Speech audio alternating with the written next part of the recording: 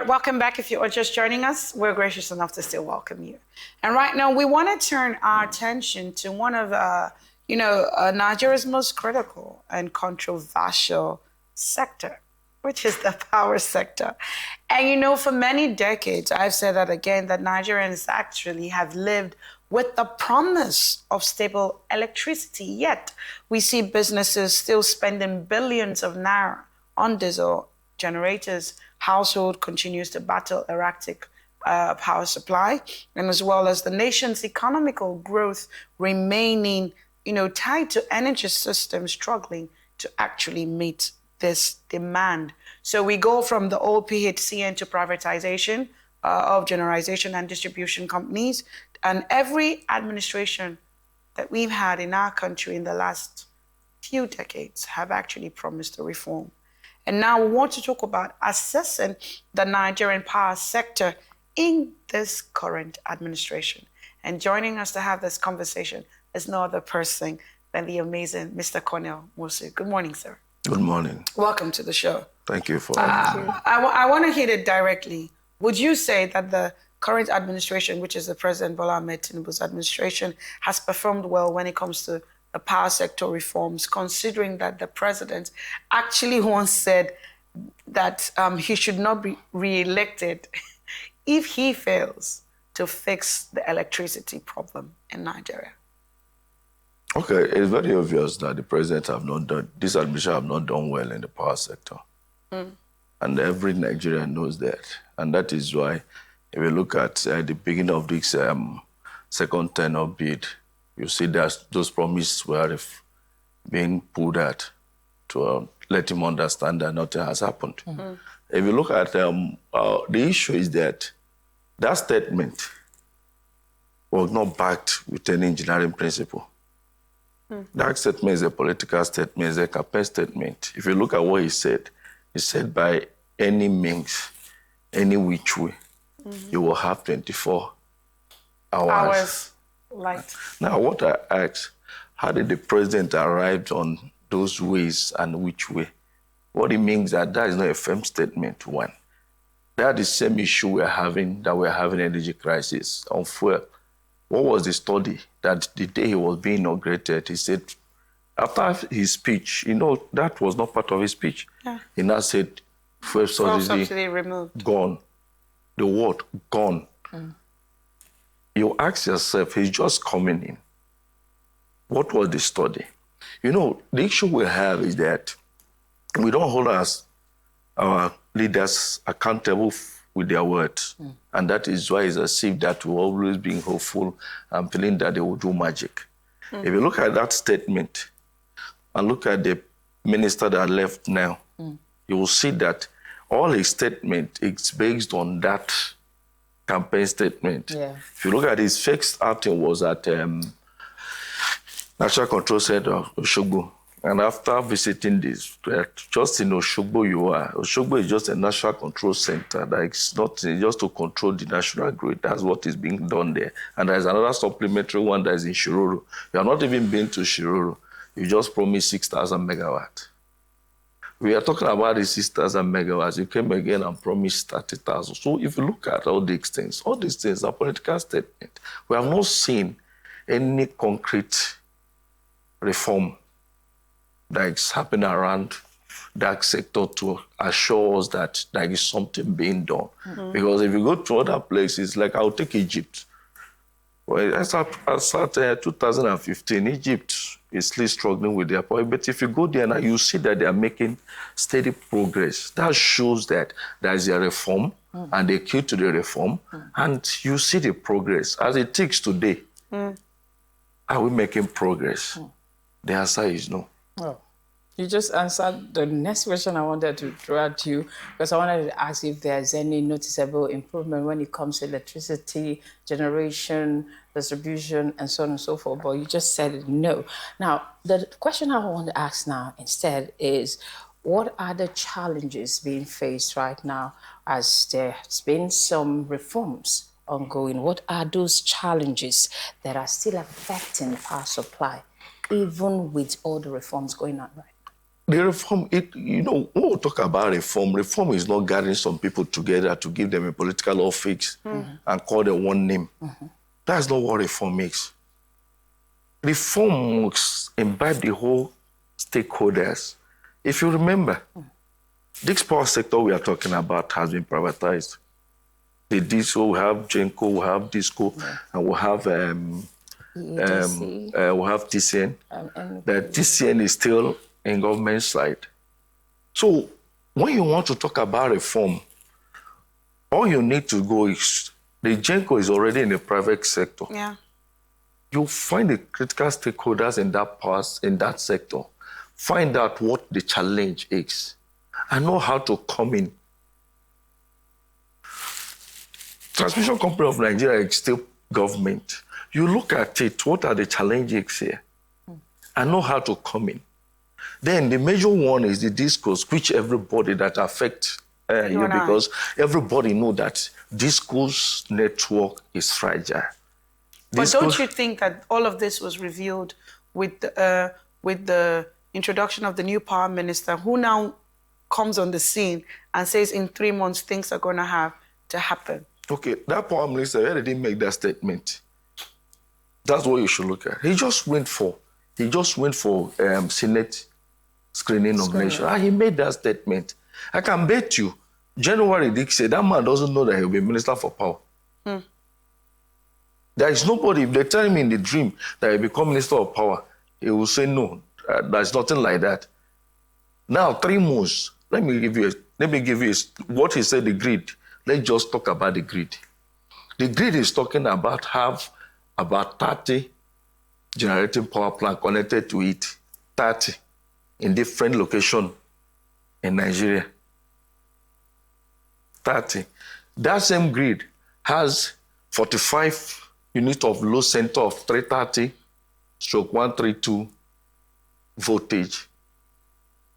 To the same grid. That grid we are talking about. I just want to tell you what component this grid is talking about. Then we now have 132, about 160, 132, 33 load centers. Then that is where, these are the where now that feed the DISCOs. So I don't want to go to DISCO, but we have 11 distribution zones and distribution company in Nigeria that is connected to the national grid. They live on the island ones. So now I want to ask, in 3 months, can he physically get to this place in 3 months? As a minister of the Federal Republic, you know that visiting the place is not the only work you have. Can he use 3 months to go and hear from these people and see for himself what the challenges are? The answer is no. It's not possible. So now, that statement reflects what I told you. You know, leadership, a leader, is a reflection of the people that works for. So this statement reflects that statement that... So what the president made. The president said, by any which way, I will give you. So he has come again, he has brought political hope. For me, that is a political hope. In preparation for 2027? That is a political hope. Because one, there are things, when we talk about situation of things, people should know that this power we are talking about, it's not like something of trying to pass an exam or write textbook. It's a critical infrastructure. Yeah. And it's an infrastructure that is physical. Everything about it is physical. It's not like telecom. You have your phone here, just SIM card. You don't even know where the network is coming from. Yeah. Right? Yeah. But power, a conductor must bring it to your location. So it's a physical asset that you must see. So if there's improvement, Nigerians will see it. Because you see those critical infrastructure being installed, like as I said, when South Africa was like us, when they started their reforms, you see the cables being changed, you see you see transformers being moved. Since privatization till now, is there any transformer that have been moved? And even when people complain for maybe transformer theft and all that, if your community doesn't contribute more to go and look for transformer, you'll be in darkness for the next how many years? So what is that since 2015 that APC come to government, let me just be clear with it, what they are looking at is the administration of this sector. But there is nothing to administer. That's deep. So would you now say that these policies that this administration have actually put in place, we talked about the removal of the fuel subsidy, Forex as well, has negatively or positively impacted the power sector? Yes. Do we produce any pin in Nigeria? We don't produce anything. If you go to a power plant and see the amount of money they use for their maintenance, is in millions of dollars. It's not in naira. Mm-hmm. And this equipment, is specialized equipment. It's not something that you say, okay, let me go to Alaba market and buy. The original equipment manufacturer must be the person to maintain you buy it from. And all these things are in dollar. So if you look at it, as of earlier 2023, the dollar was around 460 something. The same thing, if you want to buy it now, is not changing over there, but because of the exchange rate. That's the same thing, even with the gas. If you look at it, I think a few months ago, there was the issue of 6-point-something trillion, and the government is saying it's a 2-point-something. These are the issues we are talking about. It's not only GENCOs or TCN or the distribution and the component of the power sector. The feedstock, which is the fuel, which is the majority, 85% of our generation comes from gas. What are we doing in that corner to make sure that Nigerians enjoy power generation? I can tell you that our critical infrastructure power stations of 500 megawatts, you won't believe it, we're in the month of May. Right? Yes, please. I will tell you since January, they have not generated 1 megawatt because they don't have gas. And it's 500 megawatt scattered all over Nigeria. So now, if our reforms are working, there are something that we are supposed to do immediately. And let me tell you, as of today, the installed capacity in Nigeria is about 13,000 megawatts. 13,000 megawatts. The available capacity, where the plants are okay and all that, mechanically okay, is around 11,000. But you see that averagely, we're always talking about 4,000 megawatts. What it means is that we'll have stranded 7,000 megawatts. So if any reform that we want to do, it's not to unlock that 7,000, because that should be what any government should do. And if we're able to achieve getting that 7,000 for people to use, you have now understand what the challenge of the power sector is. But don't you think that that's what they did, Peace, with the band A, band B, band C, band D? No. And do you think sorry, Sylvia, do you think that the new minister would want to continue with his predecessor structure with this band A, she mentioned, and all those bands? Because the people who enjoyed power supply to a reasonable extent are those placed on a certain band. Yes. I was in the studio when that band A, band B, and when I told them that it's not going to work. One, because the assumptions, what they say they don't want to achieve, they say one, grid will not collapse.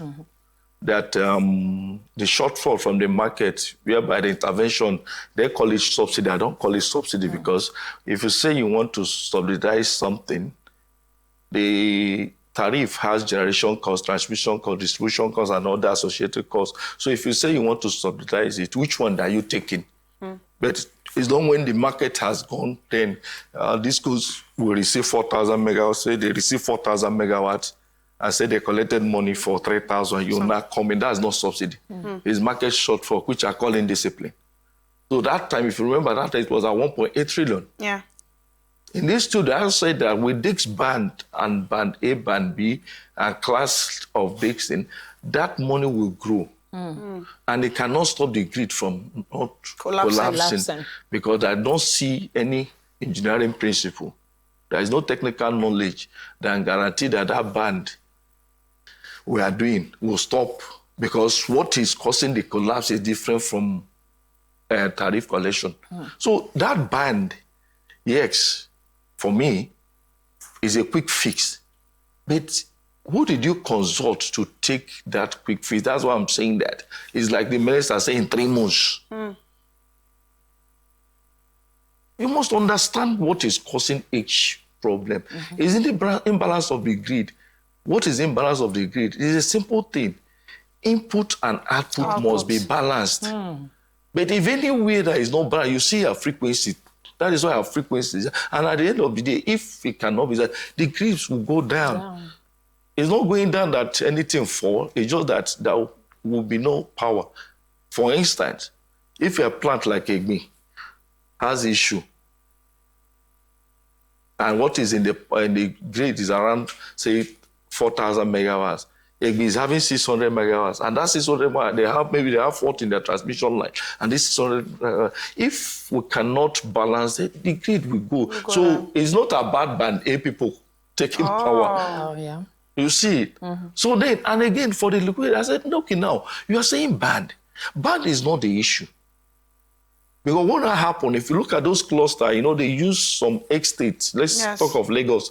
It was the estates that they are using for that band situation. Before you know it, the communities, the environs of the estate has been moved into there. What happened? Energy theft increased. What is the income of the person? You want the person to pay for 225 naira per unit. So they brought everybody in. What do you now say? Frequency of fault start occurring. So even the people paying the money are not happy because they promised them minimum of 20 hours. Yeah. But you see some places in a week, you cannot get it, and the discourse will continue giving excuses. Even the generation is not enough. Transmission is doing load shedding. So we didn't solve any problem. So in your opinion now, in conclusion of the conversation, what would you say the government should do to actually prioritize and improve the stability of our power sector? One, we should not treat the power sector as a transactional political office and sector. Power sector, people that should come, if you want to choose a minister, go and take a technocrat that don't have any interest. A technocrat. Yeah, they don't have any interest in politics. They don't want to be governor. They don't want to be senator. Just get a professional that understands what he's doing. Let him come and fix the issue. And the government must be ready to support the person's policies. Because see, for instance, that if you look at it, they just created one initiative now, Grid Access Management, GAMCO. Do you know that before this GAMCO, there is existing 5 initiatives like that? What have they achieved? Did you review them? What have they achieved? You are not crediting the 6th one. And the day I saw the people there, you don't bring lawyers. Yes, energy law is good. Economics is good. But the key thing is that this sector is a technical sector. Go around the world and shop for Nigerians that understand it and give them the responsibility to fix it. Okay, sir, Thank you very final much. question, please. You mentioned energy theft. How has the government handled this recurrent energy theft and, of course, metering apps? Just very briefly, because we're going. That is the issue, a challenge. If you look at it, what are the challenges? I've counted challenges here. Metering is one of the major issues in Nigeria. Metering. If you look at this government that they promised us metering, you can even see loan collected for metering. That meter has been provided. Even some of the meter was provided. And you see customers rejecting it because they don't understand how it works. Even that the discos have to go to court, that they will not accept Some meters. the meters. And the thing is that, like as I said, the issue we have is that we use minister's position to settle political friends. It's wrong. There are 4 critical sectors you should not be looking for your friends. You should look at people that will look at you and tell you the truth. Power, works, finance, petroleum. These should be professionals that understand the market so that when they come, they will be able, based on experience, to bring out reforms that work. For this power sector, for any government to achieve anything in this power sector.